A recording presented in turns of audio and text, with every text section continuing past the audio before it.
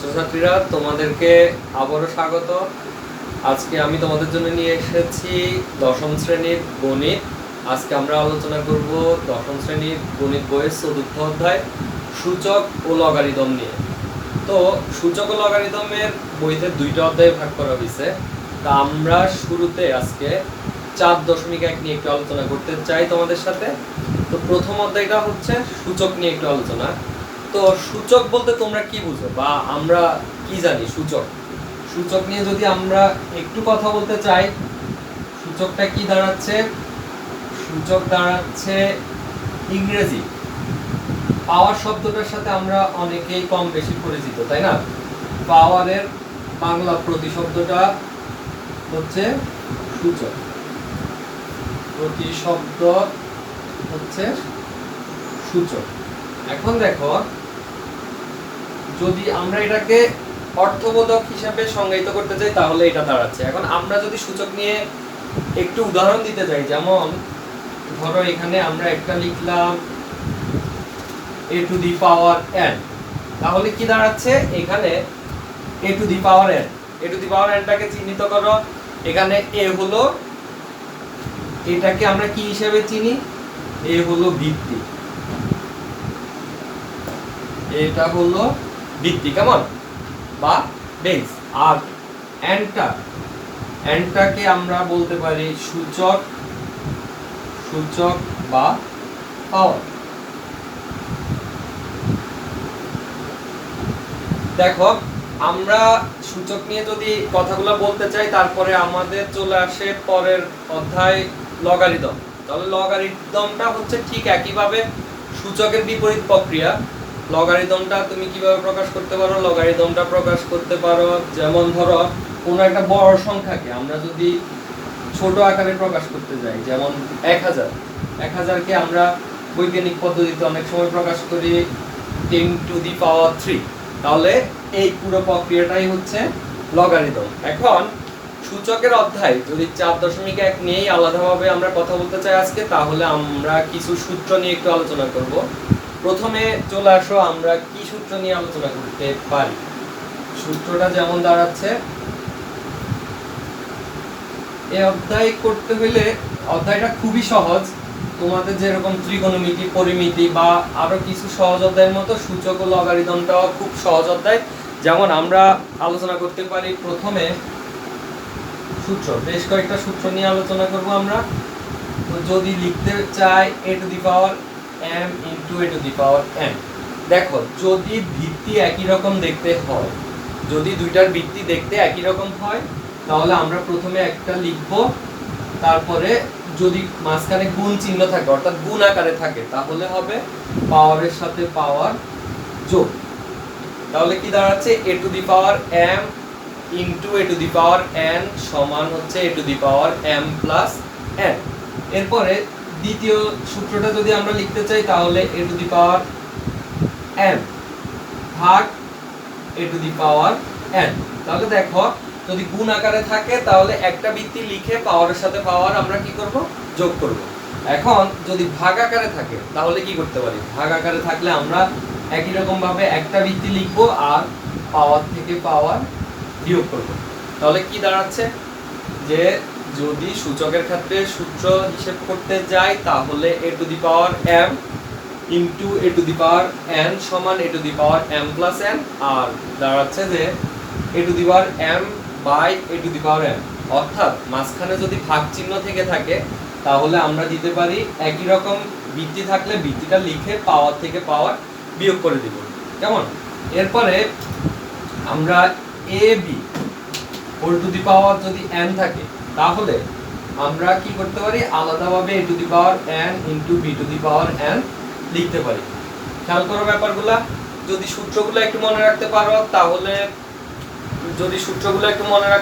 দেখো আমরা পরের সূত্রটা কি লিখতে পারি? একইভাবে যদি আমাদের আগে খেয়াল করো, a b whole to the power n সমান a to the power n into b to the power n। এরপরে আমাদের যদি এভাবে ভাগ আকারে থাকে আর পাওয়ার যদি একটাই থাকে, তাহলে a to the power n by b to the power n লেখা যায়, কেমন?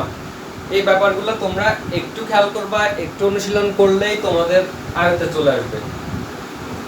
খেয়াল করো। তারপরে আমরা আরো দুই একটা সূত্র একটু লিখবো, তারপরে এই অধ্যায় থেকে তোমাদের সাথে দুই একটা অঙ্ক নিয়ে একটু আলোচনা করব। তারপর আমরা চলে আসি পরের সূত্রটা কি লিখতে পারি আমরা, a to the power m whole to the power n সমান a to the power m into n। তাহলে দেখো a to the power m যদি, তার অর্থ দাঁড়াচ্ছে পাওয়ারের সাথে পাওয়ার সব সময় কি হয়, গুণ হয়। এখন আমরা এই সূচক লগ এগুলোর ক্ষেত্রে আরেকটা ব্যাপার আমরা একটু জানি যে রুট টু, ধরো হচ্ছে রুট টু থাকলে টুটা লিখলাম, আর এই রুটের পরিবর্তে পাওয়ার হিসাবে লিখতে পারবো আমরা হাফ।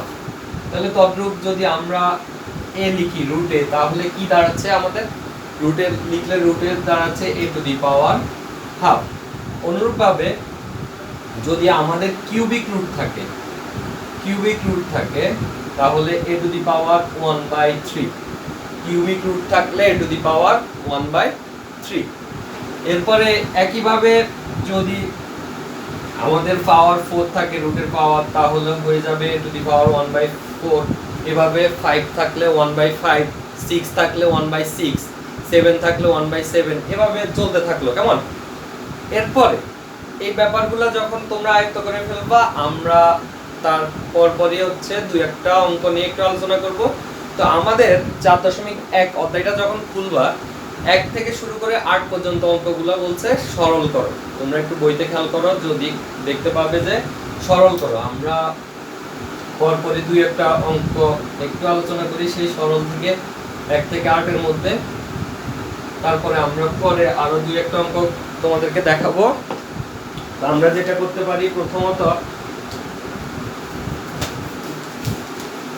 একটা প্রশ্ন লিখি আমরা একটু কষ্ট করে। Root x to the power root over x inverse 1y into root over y inverse z in root over z inverse into x।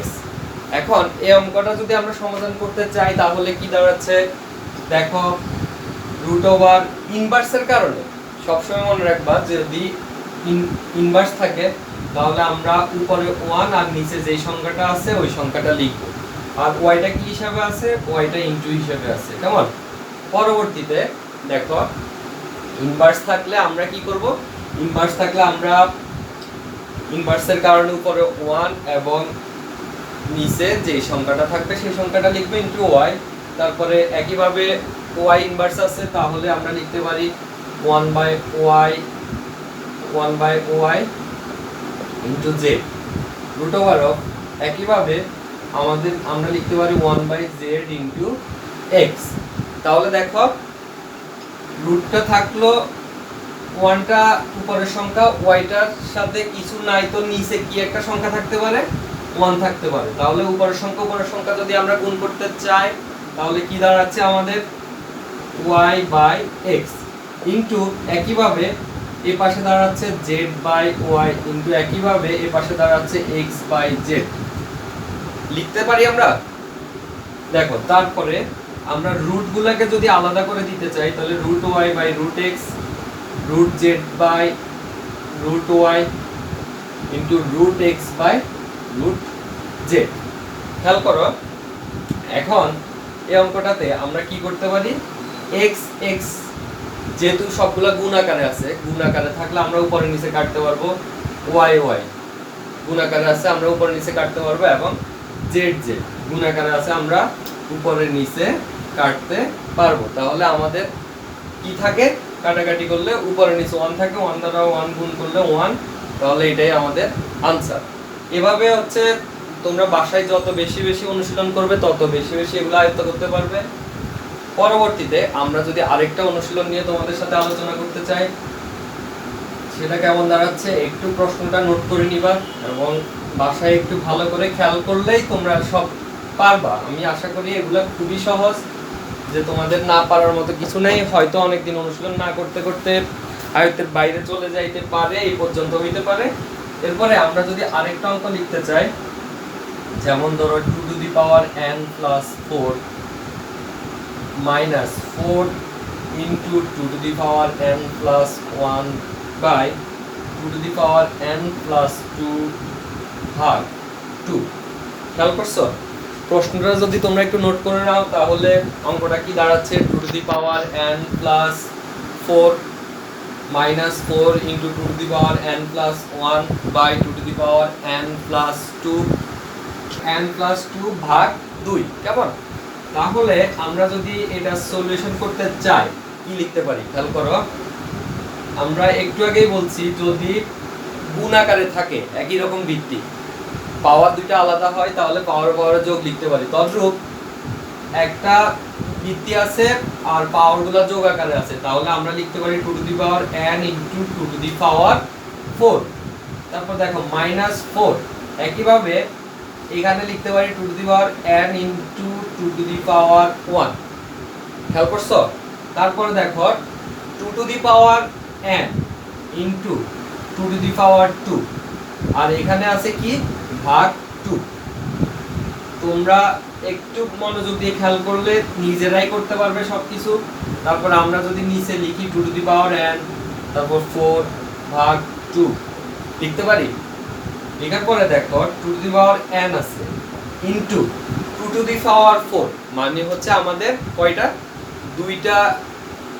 দুইটা মানে এভাবে হচ্ছে 4টা 2 গুণ করব। 4টা 2 গুণ করলে আমাদের কি হয় 16, মানে হচ্ছে 16। কেমন? মাইনাস দেখো 2 টু দি পাওয়ার 1 মানে কত 2, যে কোনো কিছুর উপরে পাওয়ার 1 মানে হচ্ছে ওই সংখ্যাটাই।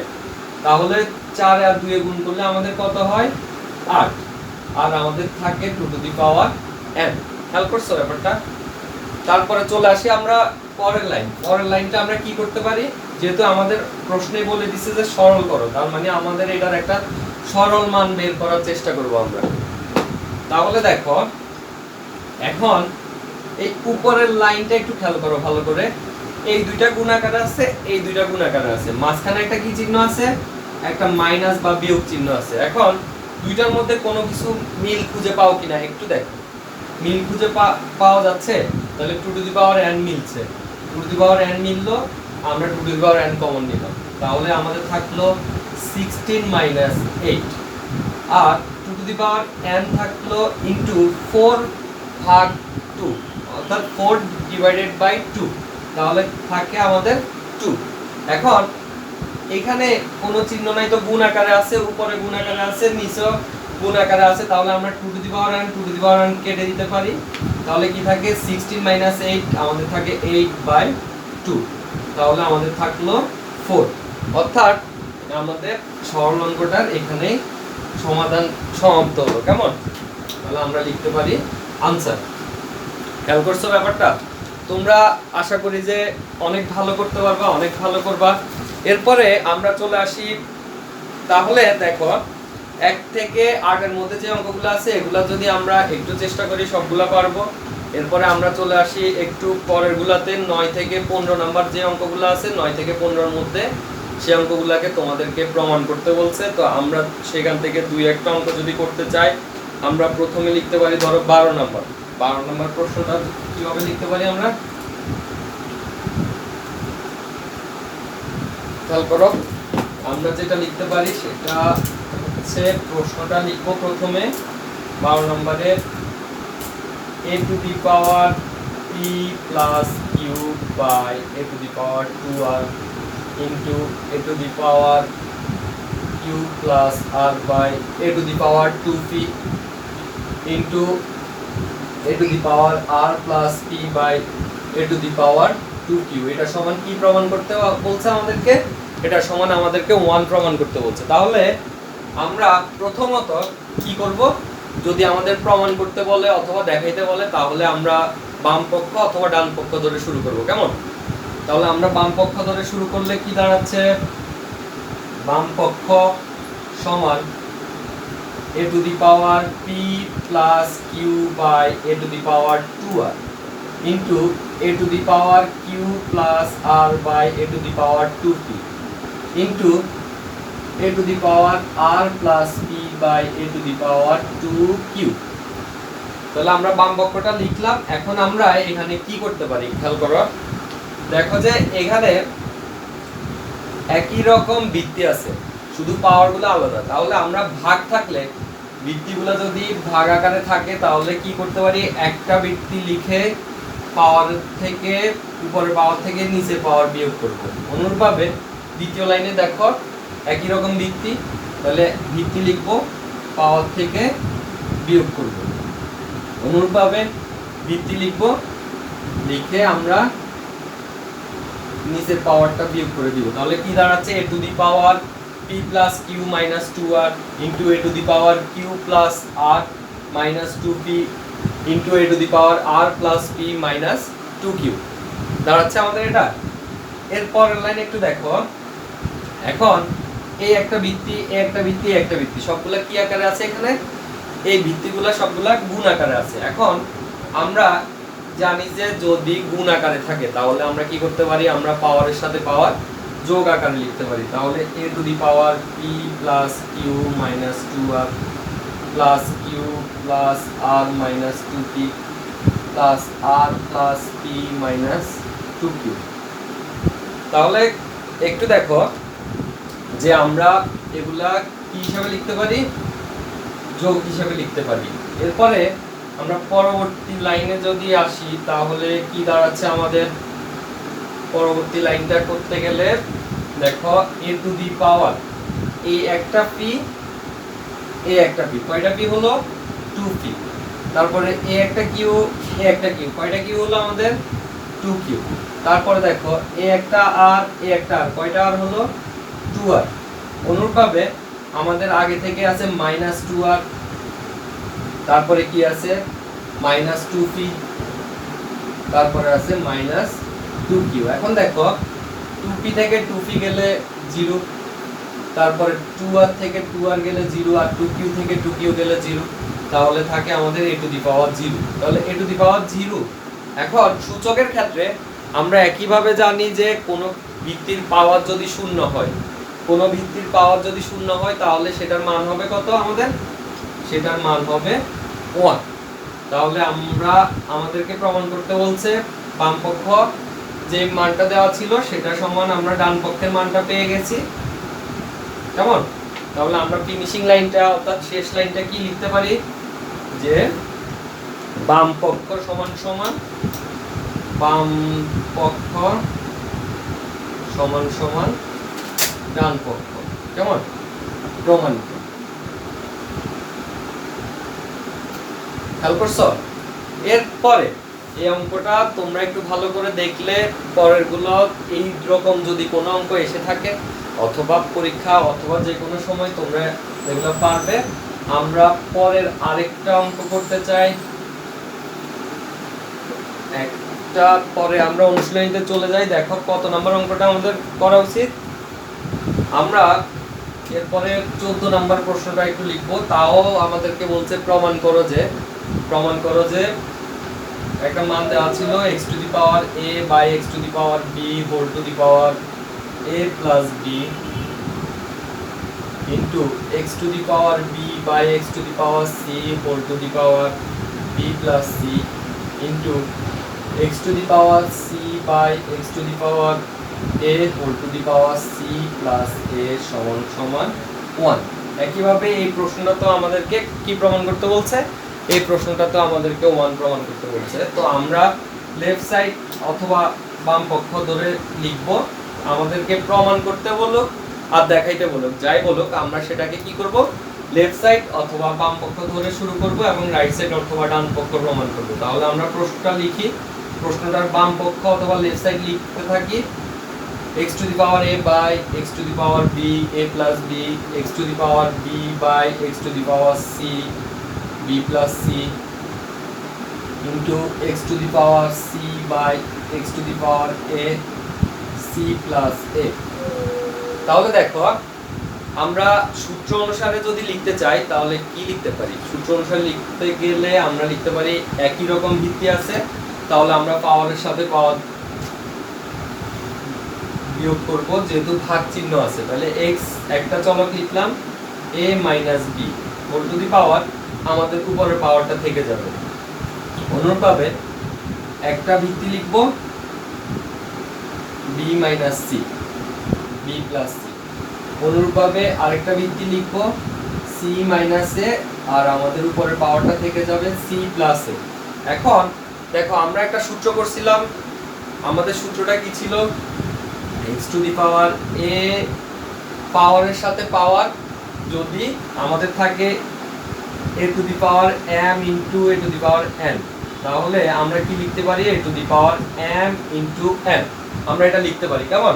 অনুরূপভাবে x to the power a minus b into a plus b, তাহলে আমরা লিখতে পারি a square minus b square, অর্থাৎ a plus b into a minus b সূত্র, a plus b into a minus b সূত্র আমরা আগেও পড়ছি, এখনো বলতেছি যে a plus b into a minus b সূত্র হচ্ছে a square minus b square into x to the power অনুরূপভাবে b plus c into b minus c। দেখো তাহলে কি লিখতে পারি b square minus c square. অনুরূপভাবে x to the power c minus a c plus a c square minus a square. তাহলে খেয়াল করো, আমরা আস্তে আস্তে প্রমাণের দিকে যাব। আমাদের প্রমাণ করতে বলছে আমাদেরকে এই পুরো লাইনটা মান 1। এখন দেখো আমাদের এই ভিত্তিগুলা কি আকারে আছে, এখন গুণ আকারে আছে। কেমন গুণ থাকলে আমরা একটা চলক লিখবো a square minus b square, power লিখবো, তারপরে দ্বিতীয় পাওয়ার যোগ আকারে লিখবো, তৃতীয় পাওয়ার যোগ আকারে লিখবো। তাহলে একইভাবে a স্কয়ারের সাথে a স্কয়ার কাটা যাচ্ছে, b স্কয়ারের সাথে b স্কয়ার কাটা যাচ্ছে, c স্কয়ারের সাথে c স্কয়ার কাটা যাচ্ছে, তাহলে x টু দি পাওয়ার 0/0। তাহলে আমরা কি জানি যে সূচকের ক্ষেত্রে, লগারিদমের ক্ষেত্রে অথবা যে কোনো ক্ষেত্রে কোনো কিছুর পাওয়ার যদি শূন্য হয় তাহলে সেই পুরো মানটা হচ্ছে 1। তাহলে আমাদের রাইট সাইড প্রমাণ করা হয়েছে, সুতরাং left side equal to right side. তাহলে আমরা যেহেতু প্রমাণ করতে বলছে তাহলে আমরা লিখব প্রুফড। তাহলে আমরা কি লিখব, প্রুফ। এখন এই অঙ্কগুলোর শেষে আর একটা অঙ্ক নিয়ে আমরা একটু কথা বলবো, তাহলে আমরা এই অধ্যায়টাতে খুব ভালোভাবে আমাদের আয়ত্তে রাখতে পারবো। আমরা একটা সমাধানের অঙ্ক নিয়ে কথা বলি, আর একটা সমাধানের অঙ্ক, আর একটা অঙ্ক হচ্ছে যদি x to the power a to the power x সমান b, b to the power y সমান c এবং c two the power z সমান a হয়, তবে প্রমাণ করো যে x y z সমান 1। তাহলে তোমরা যদি প্রশ্নটা একটু উঠে নাও, তাহলে আমরা কি লিখতে পারি, দেওয়া আছে থেকে একটু যদি শুরু করি। দেওয়া আছে, ধরো আমাদের কি দেওয়া আছে, সলিউশনটা যদি আমরা লিখতে চাই তাহলে a to the power x সমান b দেওয়া আছে। আমরা প্রশ্নটা একটু দেখি, যদি a to the power x সমান b, b to the power y সমান c এবং c two the power z সমান a হয়, তাহলে প্রমাণ করো যে x y z সমান আমাদের কত দাঁড়াচ্ছে, x y z সমান আমাদের 1 দাঁড়াচ্ছে। এখন দেওয়া আছে আমাদের a to the power x সমান b, বা আমরা এই লাইন থেকে কি লিখতে পারি, দেখো এর কোনো মান দেওয়া আছে কিনা। এখন এখানে এর মান দেওয়া আছে c two the power z, তাহলে আমরা এর পরিবর্তে যদি c two the power z লিখি তাহলে আমাদের কি দাঁড়াচ্ছে, ইনটু x, পাওয়ার x থেকে গেল সমান b। বা দেখো আমরা জানি পাওয়ারের সাথে পাওয়ার গুণ সমান b। এর পরবর্তী লাইন আমরা কি লিখতে পারি, দেখো এর পরবর্তী লাইন আমরা লিখতে পারি, আমাদের আরেকটা মান দেওয়া ছিল, বা আমাদের আরেকটা মান দেওয়া ছিল c এর মান, c সমান দেওয়া ছিল b to the power y, তাহলে আমরা c এর পরিবর্তে লিখতে পারি b to the power y zx সমান b, বা b to the power x y z সমান দাঁড়াচ্ছে আমাদের b। তো আমরা জানি কি, কোন সংখ্যা যদি শুধু থাকে তাহলে সেই সংখ্যার পাওয়ার থাকে কত, 1। তাহলে আমরা এটা পাওয়ার লিখতে পারি 1, সুতরাং x y z সমান আমরা লিখতে পারি 1। এটাই আমাদেরকে প্রমাণ করতে বলছে, প্রুফ। আমার ছাত্রছাত্রীবৃন্দ দেখো, আমরা আর শেষ একটা সমাধানের অঙ্ক তোমাদেরকে দেখাবো এই অধ্যায় থেকে, তারপরে আমরা আমাদের আজকের ক্লাস শেষ করে দিব।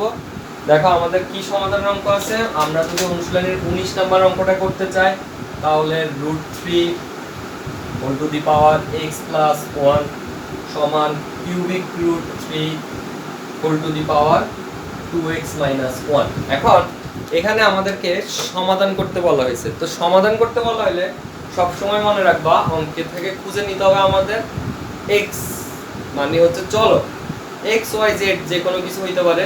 তো আমরা এখান থেকে চলকটা খুঁজে নিব, চলকের সেই মানটাই বের করব, সেটাই হচ্ছে সমাধান। তো খেয়াল করো এখানে কোনো মিল খুঁজে পাও কিনা উভয় পক্ষে। যদি না পাও তাহলে আমরা 3 পাওয়ার রুট, আমরা প্রথমে বলছিলাম যে কোনো কিছুর পাওয়ার রুট আকারে থাকলে সেটার পাওয়ার হাফ লিখতে পারি, আর উপরে থাকলো আমাদের x প্লাস 1। এরপরে আর আমাদের আবার 3 কিউবিক রুট ছিল, তাও আমরা প্রথমে সূত্র নিয়ে যখন আলোচনা করছি তখন ছিল 1/3 whole to the power 2x minus 1। এখন দেখো বা 3 to the power x plus 1/2, কেন? কারণ আমরা জানি পাওয়ারের সাথে পাওয়ার গুণ। তাহলে লিখলাম সমান 3 টু দি পাওয়ার, পাওয়ারের সাথে পাওয়ার গুণ লিখলে কিভাবে 2x মাইনাস 1/3। খেয়াল করছো? এরপরে দেখো আমাদের দুইটাতে ভিত্তিতে মিল পাওয়া যাচ্ছে, তাহলে আমরা উভয় পক্ষ থেকে ভিত্তিগুলো বাদ দিয়ে দিব। তাহলে আমাদের অঙ্কটা কি দাঁড়াচ্ছে? x প্লাস 1/2 সমান সমান 2x মাইনাস 1/3। তাহলে আমাদের ভিত্তিক পুরা সমাধানের আকারটা কি দাঁড়াচ্ছে? x প্লাস 1/2 সমান সমান 2x মাইনাস 1/3।